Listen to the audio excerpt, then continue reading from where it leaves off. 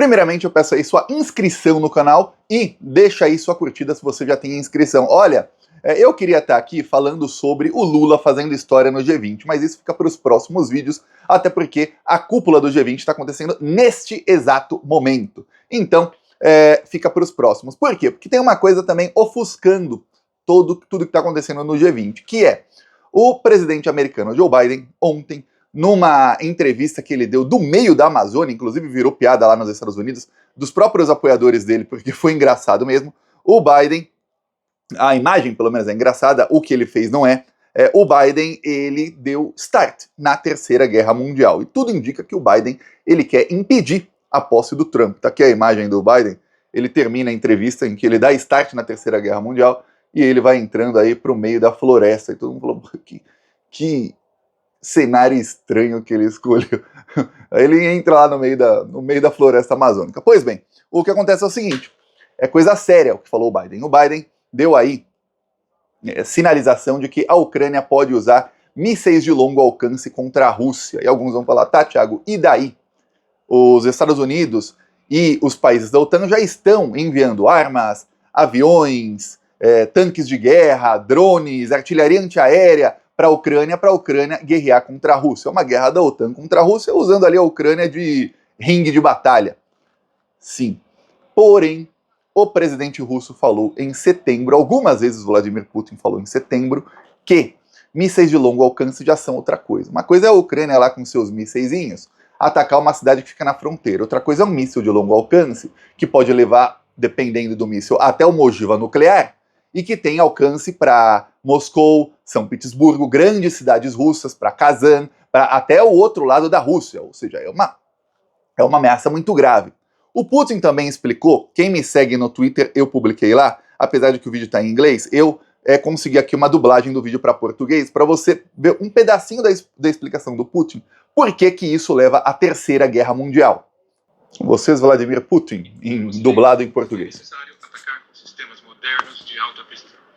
O exército ucraniano não é capaz de produção ocidental de longo alcance.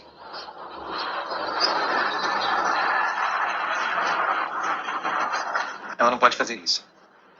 Isso só é possível utilizando dados de inteligência de satélites que a Ucrânia não possui.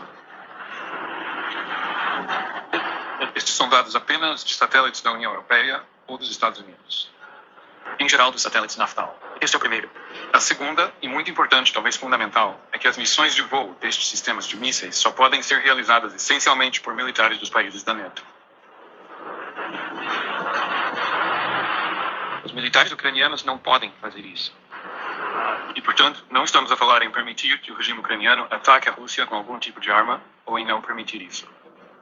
Trata-se de decidir se os países da NATO estão diretamente envolvidos num conflito militar ou não.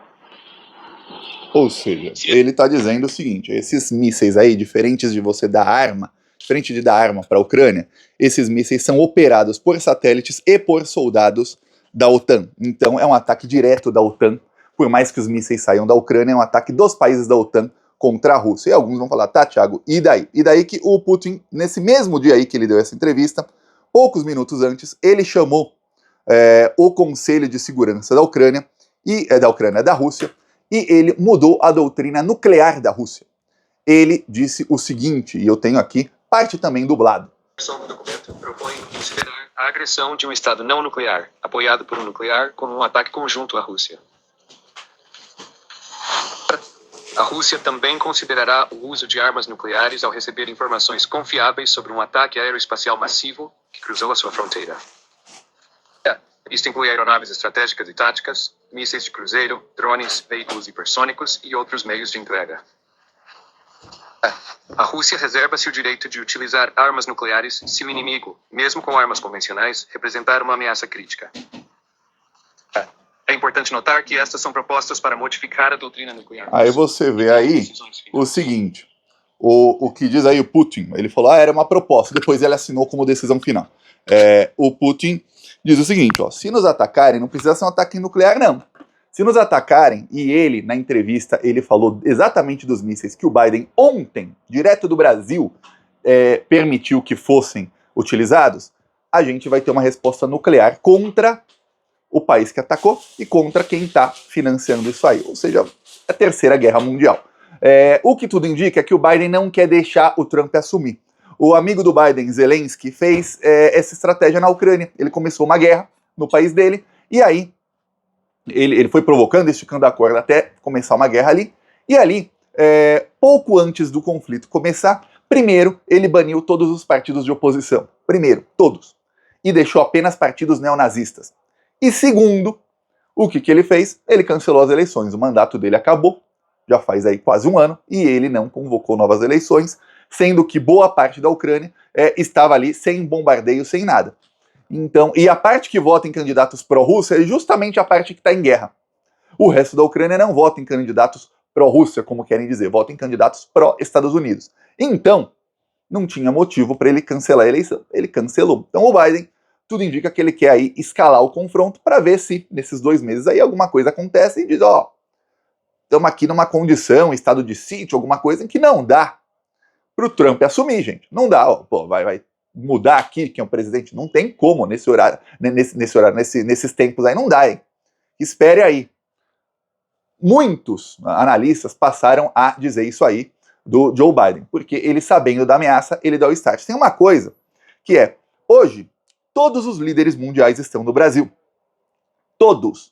O único que não está no Brasil é o Vladimir Putin, porque, de uma maneira extremamente hipócrita, o Tribunal Penal Internacional deu um mandado de prisão para o Putin quando começou o conflito na Ucrânia, coisa que não foi feita para o Netanyahu. O Netanyahu não está no Brasil, ele não faz parte do G20 e não foi convidado. O Zelensky foi convidado para as últimas reuniões do G20, mas essa aí o Lula não convidou. Mas está lá o Lavrov, que é o braço direito do Putin, está o Xi Jinping da China, está o Joe Biden dos Estados Unidos.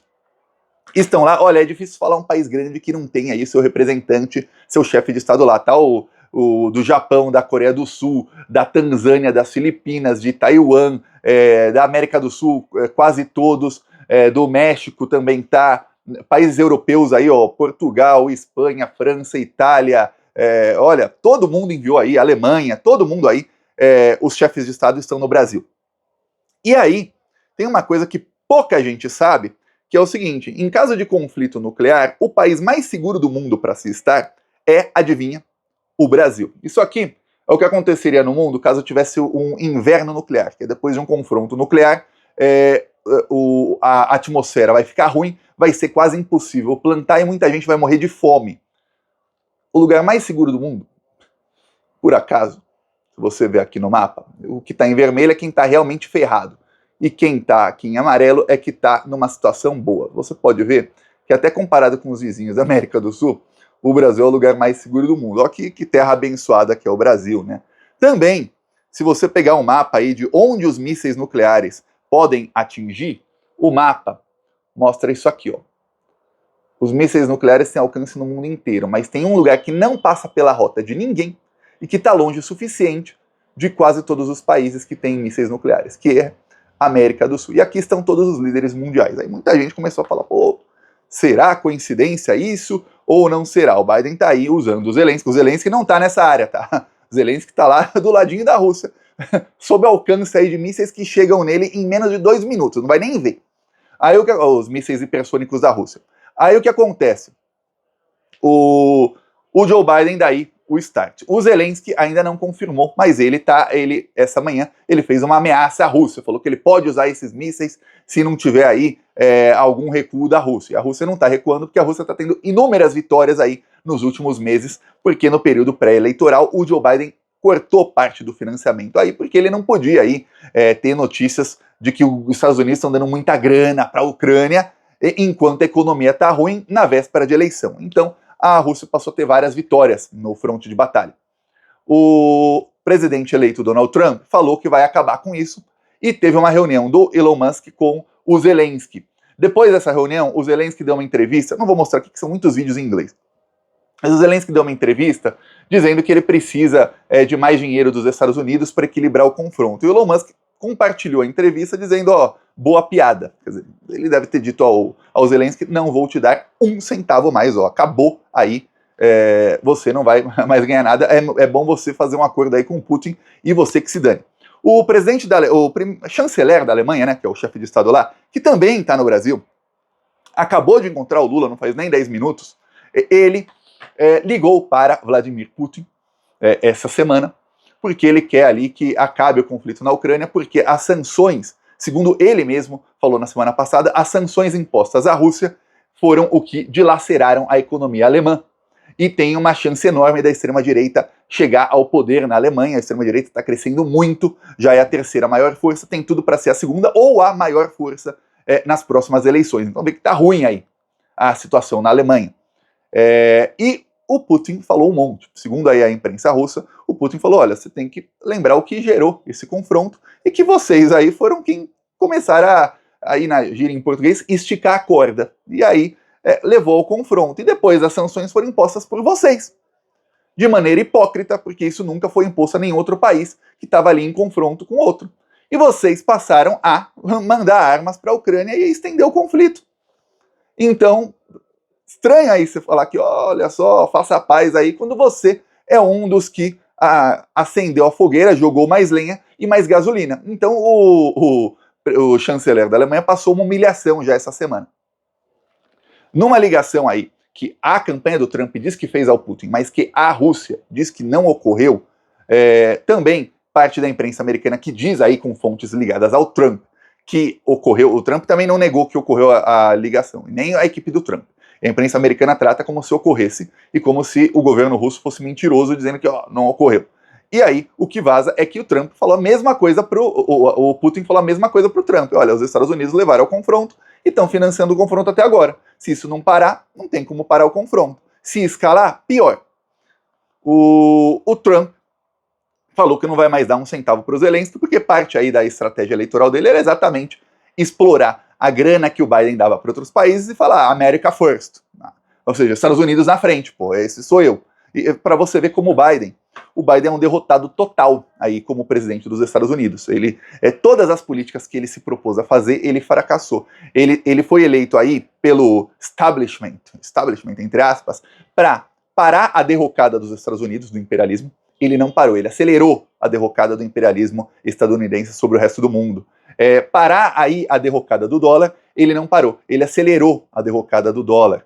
Ele também foi eleito para barrar o avanço da extrema-direita. E olha, parece até que ele é um cavalo de Troia, o Joe Biden, porque ninguém nunca fez a extrema-direita no mundo inteiro avançar tanto quanto o Joe Biden, porque ele conseguiu causar crise econômica não só nos Estados Unidos, mas em toda a Europa. E aí, em tempos de crise, de redes sociais, com a extrema-direita aí sabendo fazer uma comunicação muito mais eficaz para chegar nas pessoas do que a política tradicional, seja de direita ou esquerda, o que aconteceu?